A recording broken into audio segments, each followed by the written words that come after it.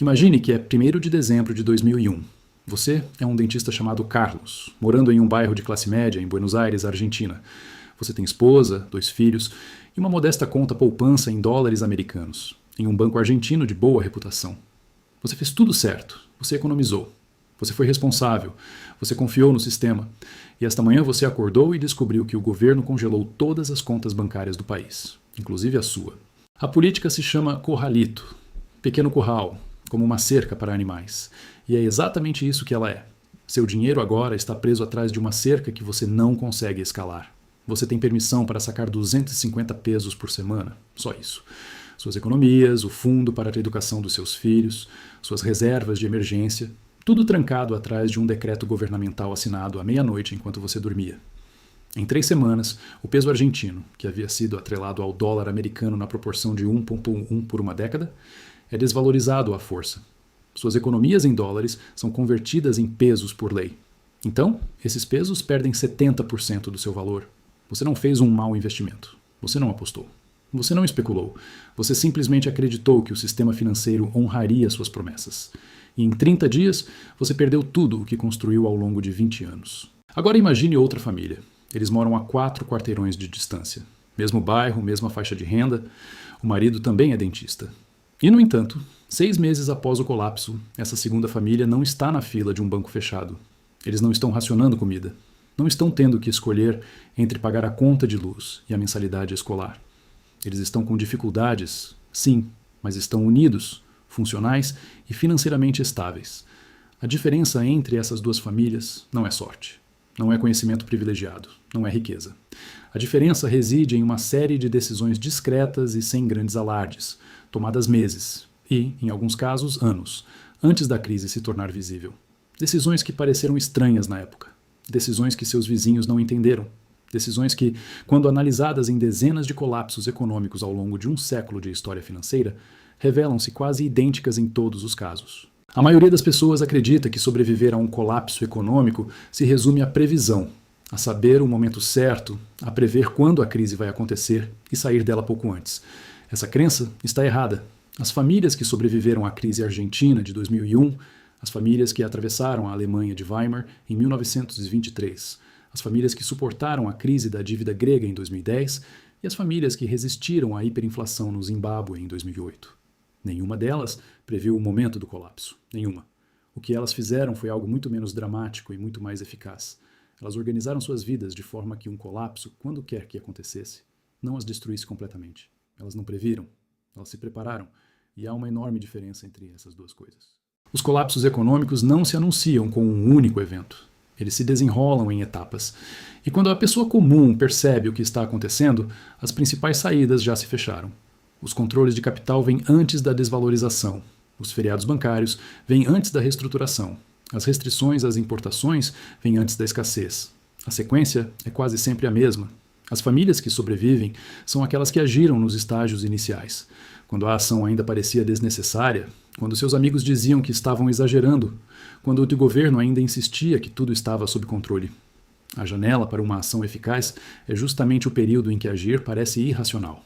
Essa é a armadilha, e ela pegou a classe média em praticamente todas as crises monetárias da história moderna. Todas as grandes crises econômicas dos últimos 100 anos seguiram uma estrutura notavelmente semelhante. O primeiro estágio é o acúmulo de desequilíbrio, a fase mais longa e menos visível. A dívida cresce mais rápido que a produção. O governo incorre em déficits fiscais que se expandem lentamente o suficiente para parecerem administráveis. O Banco Central acomoda esses déficits com uma política monetária ligeiramente frouxa demais, ano após ano, que se acumula silenciosamente. A moeda parece estável porque a confiança, e não os fundamentos, a mantém firme. Durante essa fase, praticamente todos se sentem confortáveis. A segunda fase é o surgimento de sinais de estresse, técnicos, obscuros e fáceis de ignorar. Os spreads dos títulos do governo aumentam. O Banco Central começa a intervir nos mercados cambiais com mais frequência. A inflação começa a subir acima da meta, mas o governo muda a forma como ela é medida ou culpa fatores externos. Durante essa fase, as pessoas que eventualmente sobreviverão ao colapso começam a agir. Elas não esperam por confirmação. Elas respondem aos sinais de estresse por conta própria. A terceira etapa é a resposta política, na qual o governo toma decisões que aceleram o colapso. enquanto aparenta evitá-lo. Controles de capital, congelamento de preços, limites de saques bancários, conversão forçada de depósitos em moeda estrangeira. Cada uma dessas medidas é apresentada como temporária e estabilizadora, e cada uma delas aprisiona ainda mais a classe média dentro de um sistema falido. A Argentina fez isso em 2001, a Grécia fez isso em 2015, o Chipre fez isso em 2013, a Venezuela vem fazendo isso continuamente desde 2013. Governos em crise protegem o sistema em primeiro lugar, o indivíduo em segundo e o poupador por último. A quarta etapa é a ruptura. A paridade se desfaz, a moeda se desvaloriza, os bancos reabrem com novas condições que ninguém aceitou. A inflação acelera além da capacidade do governo de controlar a narrativa. Esta é a fase que vira notícia. Mas, quando chega, o desfecho para a maioria das famílias já está definido. As decisões que importavam foram tomadas nas etapas 1 e 2. Então, o que as famílias sobreviventes realmente fizeram? O primeiro padrão é que elas tinham mais opções, não mais dinheiro. Dinheiro é um direito sobre um sistema. Opções são a capacidade de funcionar quando esse sistema falha. Em Buenos Aires, em 2001, as famílias que saíram da crise com seu padrão de vida praticamente intacto não eram as mais ricas. Muitas das mais ricas foram arruinadas, porque sua riqueza estava concentrada dentro do sistema bancário argentino. Altos saldos, certificados de depósito de longo prazo, títulos do governo, tudo congelado, convertido e desvalorizado. As famílias que sobreviveram haviam distribuído seus investimentos. Algumas mantinham dólares americanos físicos fora do sistema bancário. Não grandes quantias, apenas o suficiente para cobrir de 3 a 6 meses de despesas básicas de subsistência, guardados em cofres, caixas de segurança em agências bancárias estrangeiras ou escondidos em suas casas. Isso soa primitivo. E é o comportamento de sobrevivência mais consistente em todos os colapsos estudados. Na Alemanha de Weimar, eram moedas de ouro e moeda estrangeira. No Zimbábue, eram dólares americanos e rands sul-africanos. Na Grécia, tratava-se de euros retirados de contas bancárias e mantidos em custódia privada nos meses que antecederam os controles de capital de junho de 2015. Quando o sistema bancário congela, a única liquidez que funciona é a mantida fora do sistema. O segundo padrão é a eliminação da dívida antes da crise, não durante ela. Isso é contraintuitivo, porque a lógica convencional diz que, em um colapso inflacionário, os devedores saem ganhando. A dívida é denominada em uma moeda que está perdendo valor. Na prática, é muito mais complicado. Nos estágios iniciais de uma crise, antes que a inflação acelere totalmente, o governo normalmente aumenta drasticamente as taxas de juros para defender a moeda. Na Argentina, no final da década de 1990, as taxas de juros de empréstimos denominados em pesos dispararam para mais de 20%. Se você tem dívidas com taxas variáveis durante essa fase, seus pagamentos mensais disparam antes que a inflação reduza o valor real do principal. Sua renda ainda não foi ajustada pela inflação. Seus custos, sim, e o serviço da sua dívida se multiplicou. As famílias que sobreviveram já haviam reduzido ou eliminado suas obrigações fixas. Não porque previram deflação ou inflação, mas porque entenderam que a dívida é uma obrigação fixa em um mundo que estava prestes a se tornar profundamente incerto. A dívida força você a seguir o cronograma do sistema. E durante um colapso, o cronograma do sistema é projetado para proteger o sistema, não você. O terceiro padrão é a manutenção de habilidades produtivas e ativos tangíveis. Em todo colapso econômico, há um momento em que a economia abstrata se desconecta da física. Os preços nas telas deixam de refletir a realidade. Os salários deixam de cobrir os custos. Os pagamentos digitais tornam-se instáveis ou inoperantes.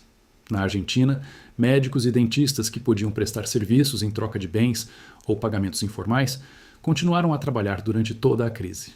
Profissionais autônomos, eletricistas, encanadores, mecânicos, descobriram que suas habilidades se tornaram mais valiosas e não menos. As famílias que mais sofreram foram aquelas cuja renda dependia inteiramente do sistema financeiro formal. Quando o sistema congelou, sua capacidade de gerar renda congelou junto. Os ativos tangíveis seguiram a mesma lógica. Famílias que possuíam bens físicos com utilidade duradoura, ferramentas, combustível, alimentos não perecíveis, suprimentos médicos básicos, descobriram que esses itens funcionavam como uma moeda paralela quando a oficial falhou. No Zimbábue, em 2008, uma barra de sabão tinha um poder de compra mais confiável do que uma nota de 100 trilhões de dólares. O quarto padrão é o da comunidade. Este é o menos discutido e, sem dúvida, o mais importante. Os colapsos econômicos não são apenas eventos financeiros, são eventos sociais. Os sistemas formais de confiança que permitem que estranhos cooperem de forma confiável. Bancos, contratos, cadeias de suprimentos, quando entram em colapso, a única cooperação que resta é pessoal, direta e baseada em relacionamentos, e não em instituições. As famílias, que sobreviveram a todos os grandes colapsos, estavam inseridas em redes de apoio mútuo, não em um sentido idealista, mas em um sentido profundamente prático.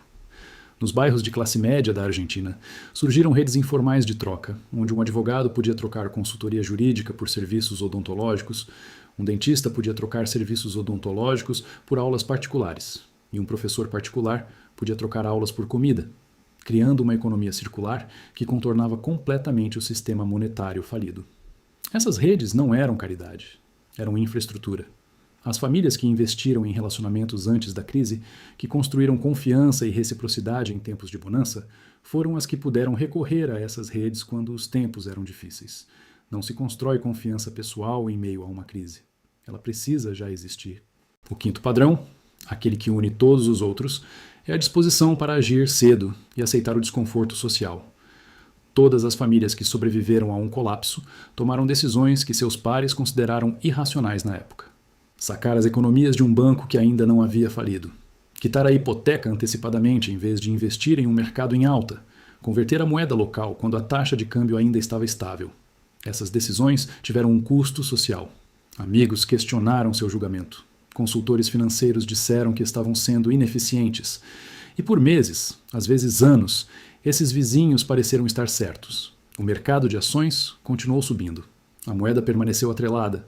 Os bancos permaneceram abertos. Na Argentina, a imprensa financeira ainda publicava previsões otimistas em novembro de 2001. O corralito foi imposto em 1º de dezembro.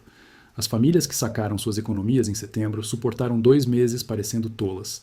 As famílias que esperaram pela confirmação tiveram suas economias congeladas. O padrão é idêntico em todos os casos. No momento em que uma ação efetiva parece necessária, já é tarde demais.